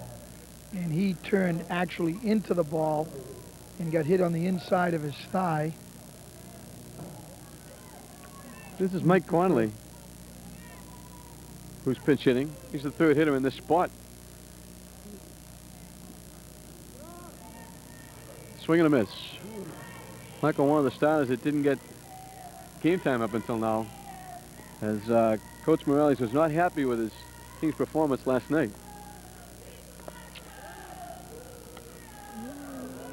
Hit in the air. Echeverria makes the play.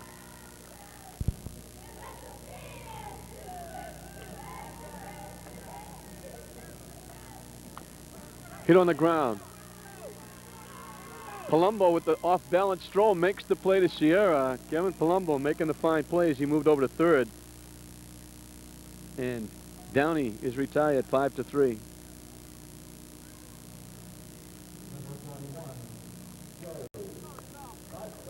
Joe Bartow, the third baseman, will be the hitter. He's struck out and grounded out as he's hitting in the bottom of the sixth inning with Lynn Tech on top 9-2. And that breaking ball never had a chance.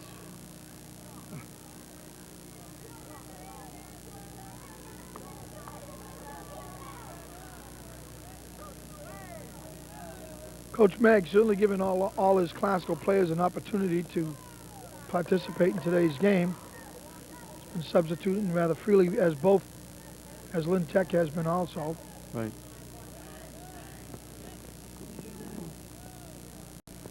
Well, I know this has been a big thing, Frank, for a lot of kids. I know the Lynn English kids were always saying that they felt left out. They never played in this, and they were always saying, you know, gee, we wish we could have played, and it was a big thing in the city.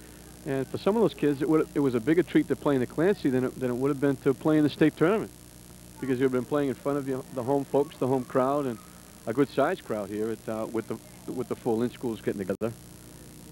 You know, I know it's unfortunate because you having played in this now, you have to sit out a year, and this is going to only take place every so often because everybody will take a turn sitting out now. Steve Pilcher is the hitter, and he's struck out and walked in his 2 trips. Up there now, the runner at first and 1 out here in the bottom of the 6th inning. Pilcher hits it foul, out of play up in the stands. Over in the direction of another guy that played some ball at Lynn English, Tony Murphy, over there on our camera. The Murphy family, him and his brother Dick. Pretty good halfbacks for Lynn English. Swing and a miss by Pilcher. Murph's probably claim to fame in sports, Lynn sports history, was that he had I think he was involved in the longest losing streak in amateur boxing history at Oddfellows Hall. I think he lost something like 20 consecutive matches before he finally decided to hang up his boxing gloves. So that's one feature about the Murph that we're very well aware of. 0-20. I know he set a record with me because line shot at base hit. Turning at second, holding at second as Matt Larino lines the base hit into right center field. And it'll bring up George Demoulas. Murph also, I remember playing softball with Murph, and temper, usually didn't have a temper, but he was catching one day, and I remember the last game of the season, we needed to get in the playoffs, and I turned around pitching, and he had Bunny Lee pinned up against the backstop because he had thrown Donnie Cameron out of the softball game, was about to forfeit the game. And Donnie Murphy and Bunny Lee said I had to continue the game because I feared for my life. Well, Bunny had a way of doing that to the players. Murph said, I don't understand what he meant. I just had him by the shirt pinned up against the backstop at Keeney, and I just want to discuss something with him.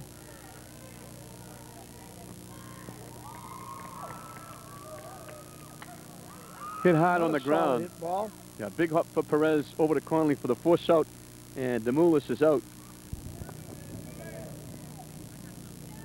Nisio Echeverria on the mound, and the ball's hit in the air to center field, and Joe Sierra is out on the fly ball.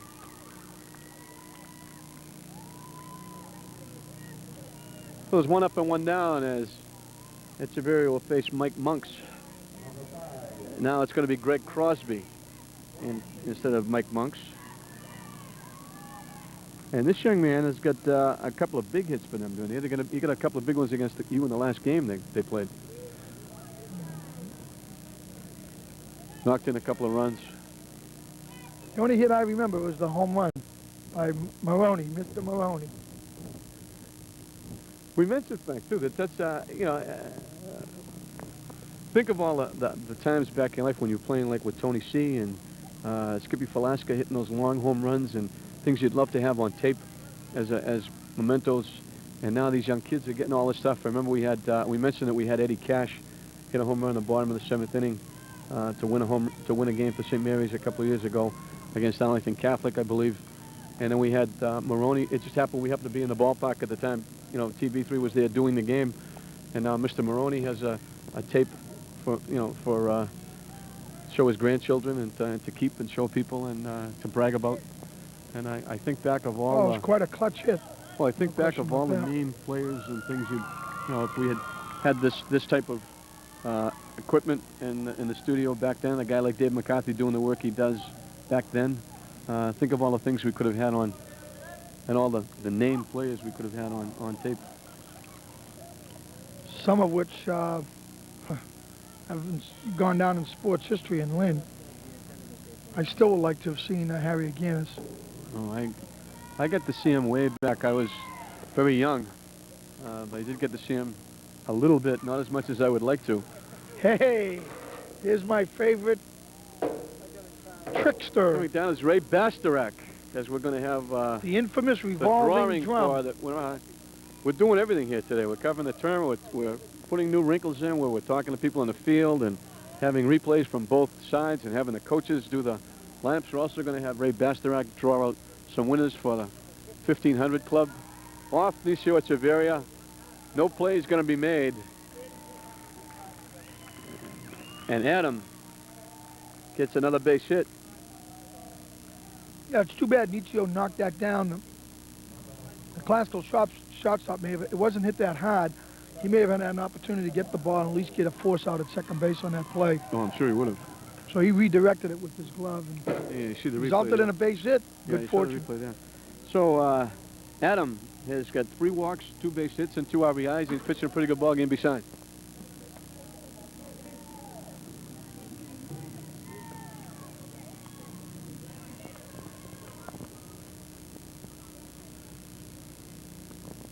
Swing and a miss by Kevin Palumbo, who has doubled in 4 trips. He's walked, popped up, and grounded out. Ground out was a nice play by Joe Bartow to rob him of a hit.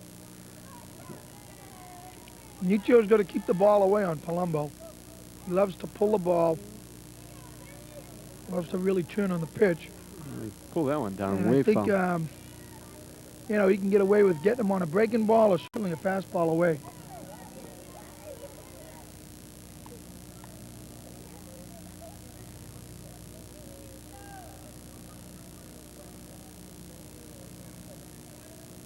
Pitch well short of home plate. It bounces and goes all the way to the backstop, and the runners will move up a notch. We mentioned all the work that Dave McCarthy has done, and certainly it's been yeoman over the course of many years on football and basketball and all the other sports to make it worthwhile for these young kids. But the other guy that it's really been great for me to work with, he's done an awful lot for me, as well as set the clock in my car.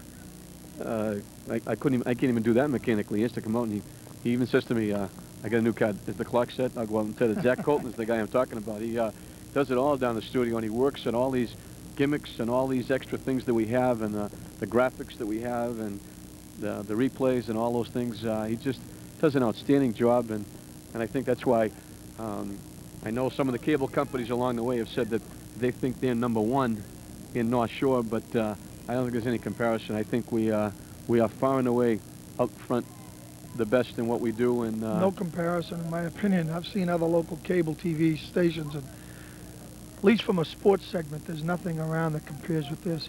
I have another reason to have a lot of respect for Dave McCarthy, and the most prominent is the fact that he is the coach of our Warner Cable softball team, and he's the first softball coach that I've ever played for that hasn't batted me 10th. And because of that, I feel a sense of gratitude towards Dave.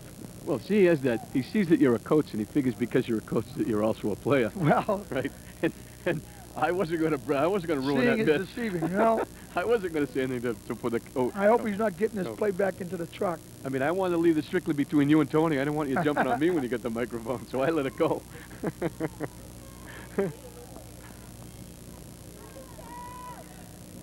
Well, all I know is on the mound, I'm 1-0, and you're 0-1.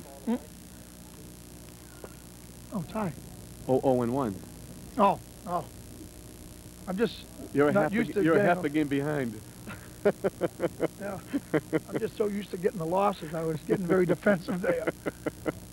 0-1. Good pitch. Echeverria gets the strikeout. And that was Justin Candelera. How many innings did he pitch yesterday, John? I honestly don't recall, Frank, because we weren't chatting, because we weren't doing it. So I know he went most of the way. Yeah. Hit hard, and that's going to be a base hit. That's well over the left fielder's head. Pilcher is going to chase that all the way back to the fence. This is Jamie Maroney, and actually went through or over the fence for a double. And Palumbo is going to have to go back to third base. But Crosby is going to score.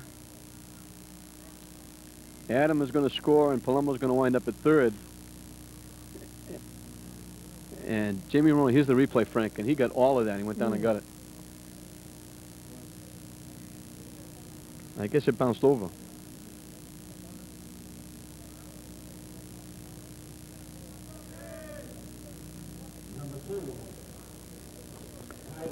Kelly Barrett will be the hitter. And Frank, I'm looking forward to that. We had some fun playing against the item, and I'm looking forward. Even though the item brings in all their ringers, they still couldn't beat us. Yeah, that was. They sat down their weak players. A little bit of a tainted tie. They set down all their weak players, so because they were out to get us, they want to, you know, make a reputation by beating TV3, and they still couldn't do it. Well, it was certainly a very competitive game, and I agree with you. I enjoyed playing in them. Paul Halloran come up with another clutch home run in the last inning to come up with the tie, I believe, wasn't it, John? Yes, yeah. He duplicated the same feat in the previous game. Yes, that one tied it, but then John Henry got the big home run to win it for us in extra innings.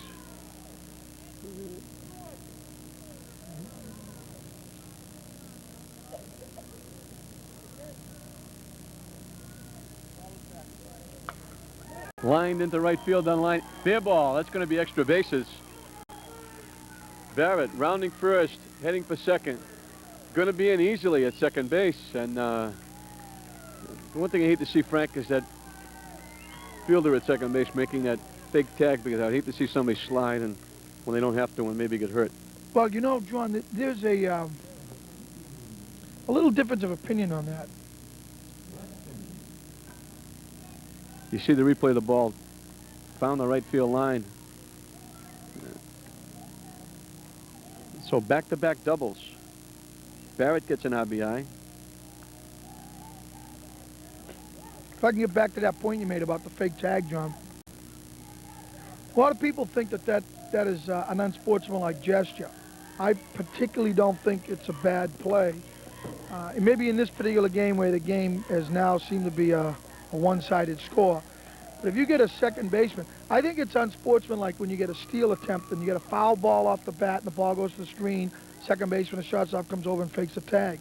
But when you get runners circling those bases, if you have an infielder that has the presence of mind to fake a tag, cause a base runner to actually break his stride or go into a bag sliding and not advance to the third base while the ball is being chased in the outfield, I think that's a heck of a play on the infielder's part, and it's really not an unsportsmanlike gesture. In this particular situation, with the score lopsided as it is now, maybe looked upon a little differently, but I think that was a good play by the shortstop. Especially if it was a 1-0 game and that man at second potentially could have gone to third.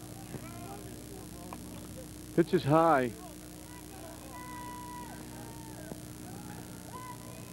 Michio trying to finish out the 7th inning here as Tech has opened up a 12-2 lead with 3 runs here.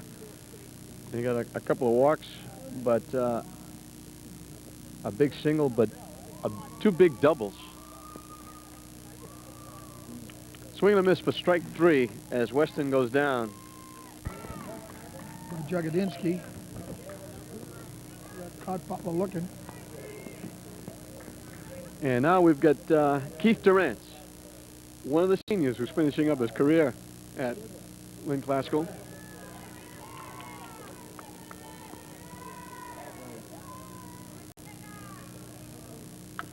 Hits it hard on the ground to second base. He's known as the digger, right? Big hop for Conley over to Sierra. So there's two-way, and Classical down to their last out here in the 1992 season. And it'll be Jamie Mcclain, who is now playing first base, will be the hitter.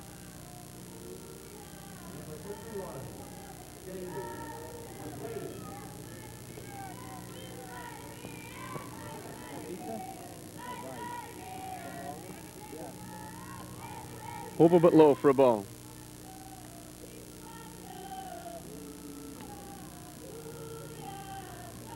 Classical's kids still showing their spirit here, right down to the last out. They're hanging right in there. Hanging inside for a ball to Mcclain.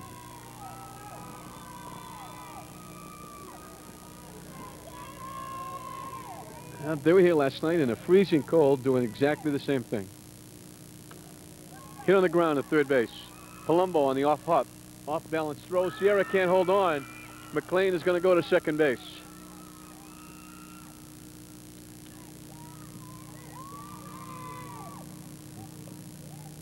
So they can cheer one more time as Nisio Echeverria will be the hitter. He's got a single in 3 trips. He scored a run back in the 4th when Classical made their mini run, scoring twice. Hits it hard by the third baseman into left field. Mcclain is going to come around to score. Echeverria on his way to second base. Head first dive, he's in there safely. So Echeverria gets a base hit, knocks in Mcclain with a run.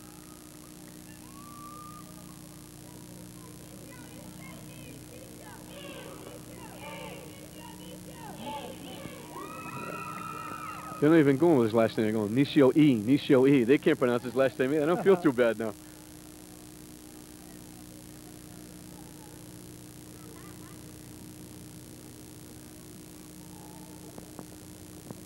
So we're looking to see who the hitter is going to be. It's going to be Nick Papalambros, the other senior on the ball club. So a nice gesture by Dick. He gets both the seniors up here in the last inning. Nick has been up once before, so I'm sure we're violating all rules here by putting Papalambros back up again, considering he didn't start the game. Well, that's the re-entry rule, and I'm sure Pete Morales is much aware of the re-entry rule now. He better be going to the tournament again this year. We give Papalambros a base hit in his last time at bat. Kevin Palumbo having a little tough time this inning down here at third base. That's for sure.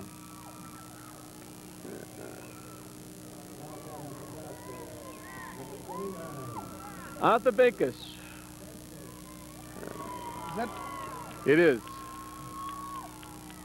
Kristen is the pitcher for the girls softball team. Yanni Bakers. Great player. Pretty fair athlete in his own right. Outstanding baseball player, John. I guess he was. I guess he was. He used to drive people crazy in softball. Frankie, he used to stand 6 feet back in the outfield grass and throw people out. Great arm. He could hit with power, could run. Real good player. And the last time I did the softball game, Kristen, I mentioned Yanni. So he very politely came up and told me he wanted to buy me an ice cream because I mentioned him on television. And if that's the case, let me get into the act. No, you don't want to do that because you don't let me finish the story. Oh. Because he did, in fact, come up and he said, since I'll never see you again, I'll just give you the money. And he put a dime on the chair. And I think that was back in the years when he was playing. It might have been a dime, you know, well, showing his age a little bit. I caught him last night sneaking out of the ballpark. Here we are selling coffee. And I see Yanni sneak out last night to go to Dunkin' Donuts to buy coffee. And I reminded him about how he was shortchanging the youth of Lynn by going out of the stadium. And I'm glad you nailed him, too. Don't say it on the TV, and I promised him I wouldn't. 12-3, the final score as Lynn Tech gets a big win, gets the bats move a little bit, got everybody in the ball game, and gets ready for the state tournament. Classical will now get ready for 1993. But Nisio Echeverria had a couple of hits. Kevin Downey had a hit. Papalambros had a base hit in his last time at bat as a senior. And on the other side, Joe Sierra scored a couple of runs. Jagodinsky had 3 walks, a double, a single, 2 RBI, and scored a run. And Kevin Palumbo had a double. Perez had a hit and an RBI. We also had doubles by Maroney and Barrett. And we have a couple of awards to give out. They're giving them now. Coach's award for each team. Joe Sierra is the winner of the Coach's Award for Lynn Tech. And I believe that's named after T. O'Connor, John. I believe it is too. I believe you're right. And a lot of names from the past that are going to be. That was done by Bart Conley. Eddie Jones is going to present.